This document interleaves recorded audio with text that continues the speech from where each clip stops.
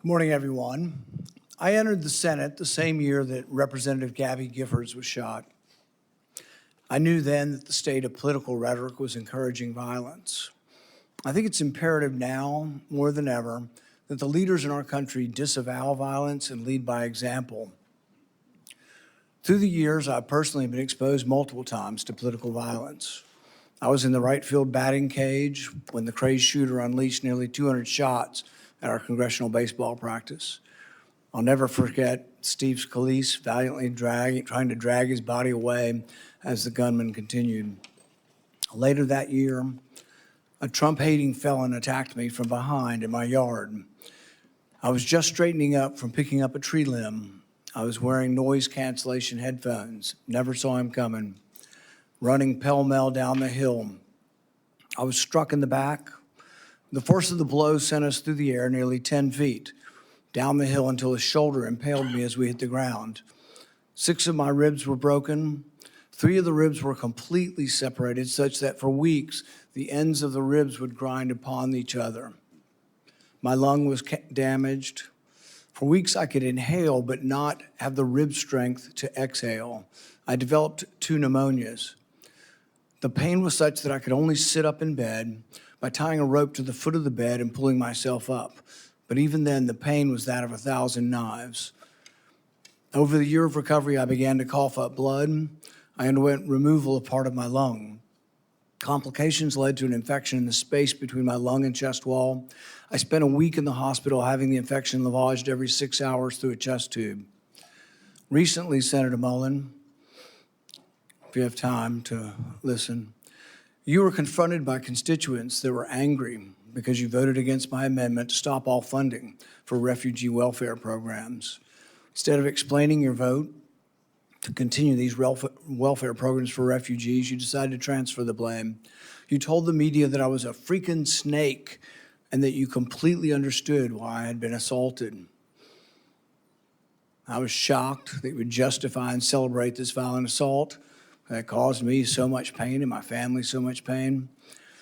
I just wonder if someone who applauds violence against their political opponents is the right person to lead an agency that has struggled to accept limits to the proper use of force.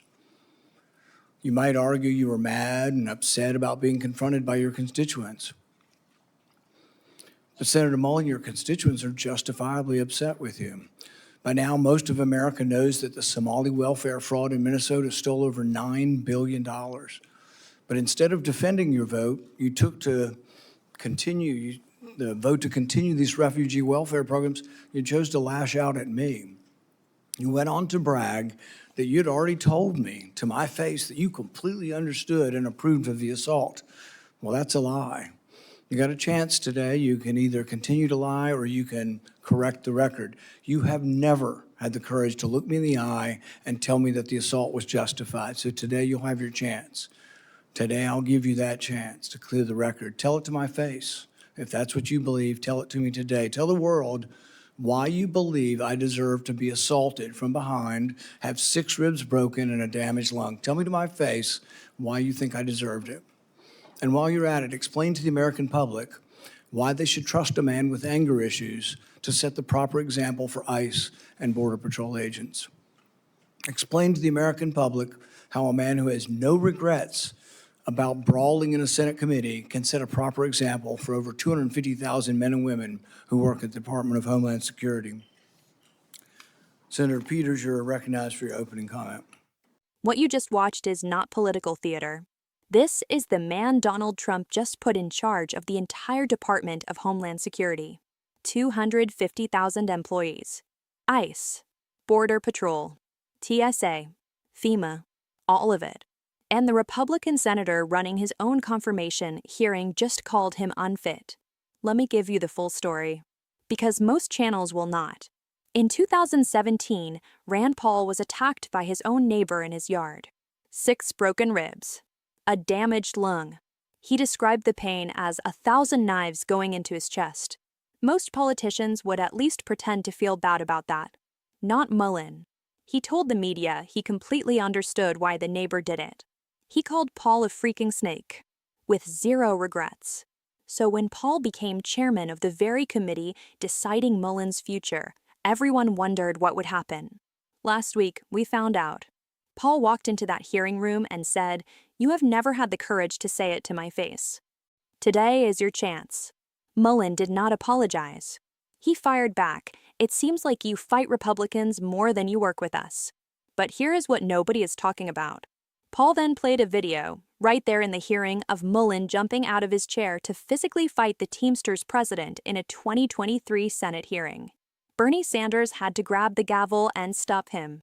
Paul asked one simple question: should a man who challenges witnesses to fistfights be in charge of 250,000 border agents? Mullen had no real answer. Then the vote happened. Paul voted no on his own party's nominee. The chairman voted against the man sitting in front of him. And Washington confirmed him anyway, because Democrat John Fetterman crossed the aisle and voted yes. A Republican said this man is unfit. A Democrat saved his confirmation. And now Mullen, the man with the anger issues, is in charge of every law enforcement agency at America's border. If that does not concern you, nothing will.